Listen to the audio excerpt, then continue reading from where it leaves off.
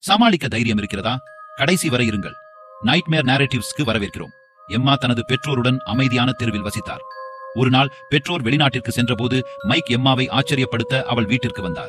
இரவில் எம்மா எழுந்து மைக் காணவில்லை. அவன் பெயரை அழைத்தாள். மின்சாரம் துண்டிக்கப்பட்டது. அடித்தளத்தில் அழுகை சத்தம் கேட்டு மொபைல் பிளாஷ் லைட்டுடன் கீழே இறங்கினாள். அங்கே மைக் டிவி பார்ப்பதை பார்த்தாள். மிக்கிடமிருந்து மெசேஜ் வந்தது. நான் அங்கு இருக்க முடியவில்லை. பயத்தில், ஏன் மெசேஜ் அனுப்புற? அவள் கேட்டாள். நான் அனுப்பல என்று மைக் பயங்கரமான குரலில் பதிலளித்தார். அறை குளிர்ந்து அழுகை அதிகரித்தது. ஏன் அழுற என்று எம்மா கேட்டார்.